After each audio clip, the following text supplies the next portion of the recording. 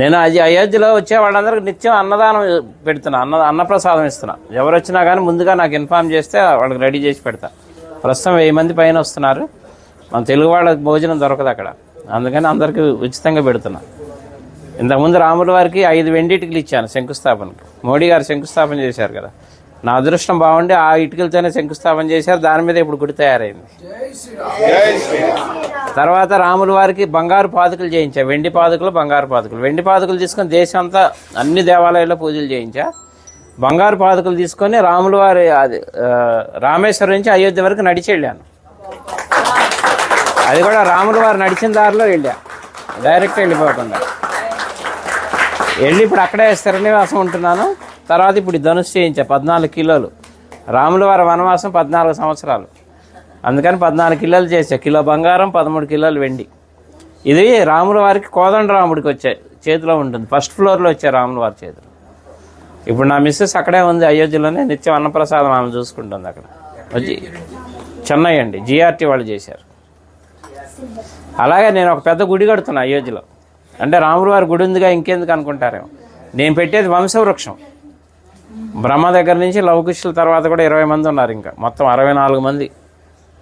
తర్వాత సీతమ్మ వారి వంశం, చంద్రవంశం, సూర్యవంశం, చంద్రవంశం, మొత్తం 450 విగ్రహాలు వస్తాయి.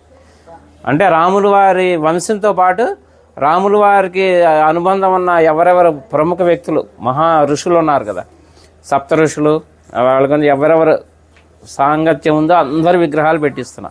ఎందుకంటే మన ముందు తరాలు వాళ్ళకి తెలియాలి రాముల వారి వంశవృక్షం అంతా. అందుకని శాశ్వతంగా ఉండాలని పెద్ద స్థలం కూడా తీసుకున్నా, ఒక 5 ఎకరాలు అక్కడ పెడుతున్నాను. 5 సంవత్సరాల ప్రాజెక్ట్ అది, రెడీ చేస్తున్నా.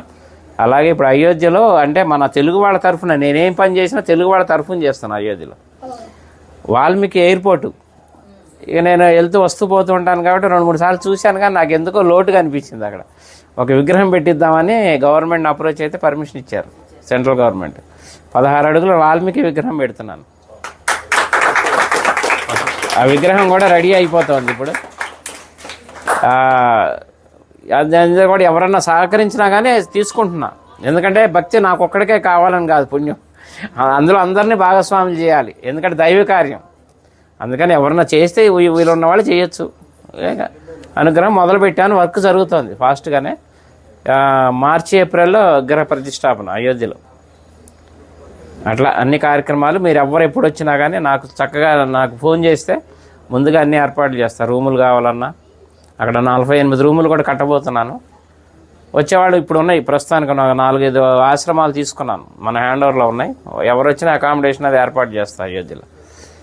నా నంబర్ కూడా నోట్ చేసుకోండి, 9550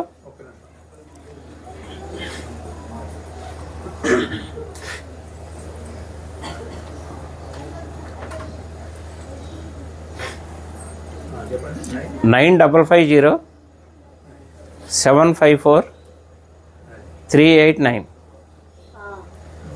చల్లా శ్రీనివాస్ శాస్త్రి అయోధ్య అని పెట్టుకోండి. ఇంకా నేను ఉండబోయేది అక్కడే, హైదరాబాదే మాది కానీ మణికొండ, కానీ ప్రస్తుతం ఇంకా షిఫ్ట్ అయిపోయినాం అక్కడే ఉండి వచ్చే భక్తులకి సహాయం చేద్దామని అక్కడే ఉంటున్నాయి. ఇంకా రామ భక్తులకి సేవ చేసుకునే భాగ్యం ఇప్పించాడు రాముల వారు నాకు. ఎందుకంటే నిన్నే బాలరాముడు ప్రతిష్ట నిన్నే 1 year. అందుకే మా ఆవిడ అక్కడ ప్రసాదాలు తయారు చేసి మాకు అవకాశం ఇచ్చారు. ఇప్పుడు 6 రోజులు మొత్తం లోపల ప్రసాదాలు పంచే అవకాశం కూడా ఇచ్చారు. నిన్న మొదలైంది కార్యక్రమం, అందరికీ వినియోగిస్తున్నాం. 9550-754-389. చల్లా శ్రీనివాస్ శాస్త్రి అయోధ్య. ఓకేనా? ఎవరు ఏ టైంలో చేసినా కానీ నేను అందుబాటులో ఉంటాను.